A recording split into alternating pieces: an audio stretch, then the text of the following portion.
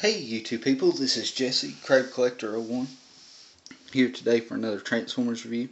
Today I'm going to be reviewing Transformers Prime Robots of the Skies Soundwave. Here we have Soundwave in his kind of, I think it's a spy drone plane. Don't quote me on that. But it's pretty nicely done. He does have some, it's pink detailing here in the wings, and he's kind of got some of it here in the front. And I'm going to go ahead and get this out of the way, and the start of this review is this guy is really brittle. Everything on him is just thin, and the plastic doesn't, I don't know, it's not as good as like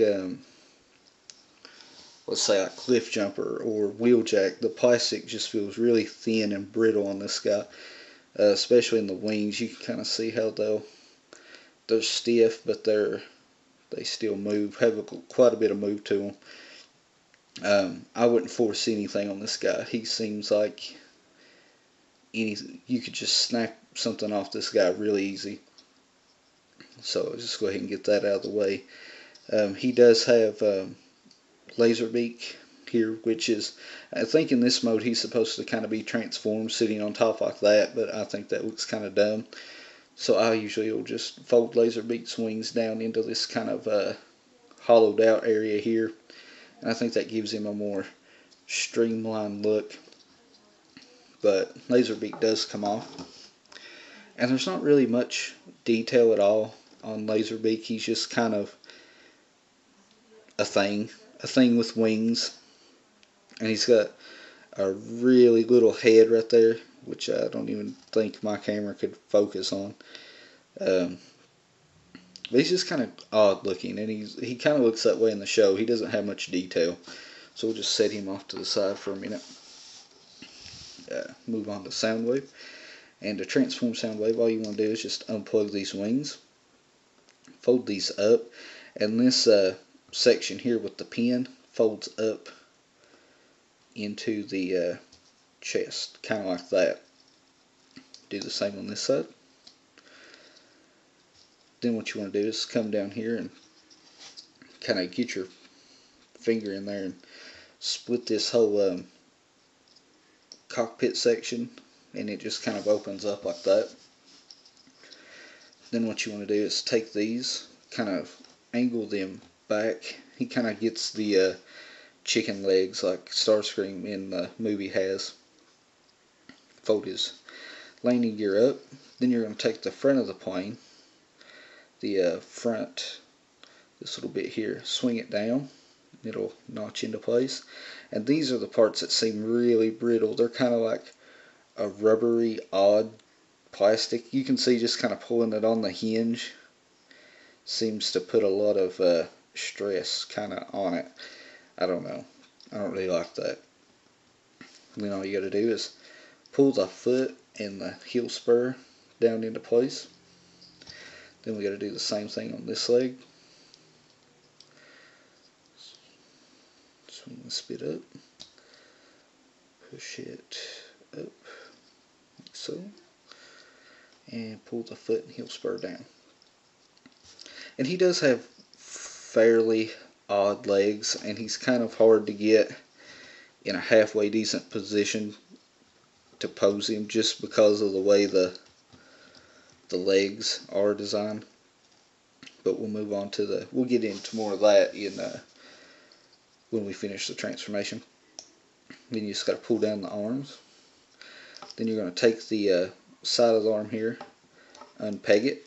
It does have a little peg that clips into this kind of a half cut out hole. Swing that down. Take these arms, fold them all the way out. He does have the really long spindly arms, and this is regular plastic. This is hard plastic, and then you get down to this part here, and it's kind of rubbery. You can see there's a bit of give in that, so it's kind of odd.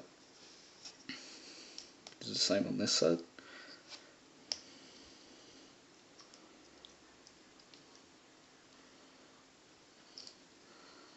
And then what you want to do once you get all that is come back here to the backpack, pull it down, and then you'll see his head kind of spring up. Take the rear thruster, fold it back, and close the cockpit, or the rear of the plane here where the wings are. And then what you want to do is take Laserbeak, and he plugs into this little hole right here. Just kind of push him into place, and then take Laserbeak's wings and fold them up into the chest to finish, to kind of complete the look of his chest. He does have a kind of like a midsection joint here that's not really mentioned in the transformation, but I like to just kind of push it down. It only goes that far, and it gives Soundwave that kind of hunched over look. And I think that's kind of more the way he looks in the show.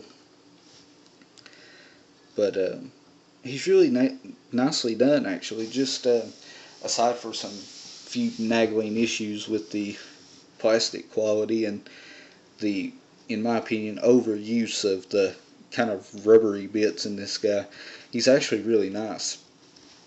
And he looks really accurate to his show.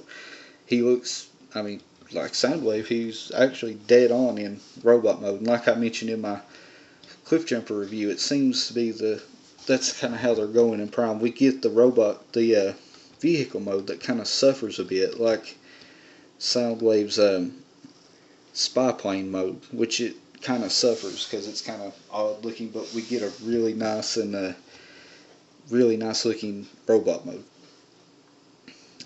One thing that I don't really like that they either forgot or just didn't do, that just seems like a huge oversight to me, is they painted this an odd, it's kind of like a brownish silver on the faceplate. It seems like they really missed an opportunity to have some light piping in there, have that glow of really dark purple to kind of match Megatron. He does have some blue accents you can see in there, but he's mostly the pink and kind of a grayish blue. But overall, he's really nice. I like him. I would recommend him. Just I would be really careful with him. He seems quite brittle, and I don't think that if you turned something just wrong that you would hesitate to snap something off. So that'd be something to kind of be wary of. But overall, he's really nice. I really like this guy, and he looks dead on to his Soundwave in the show. So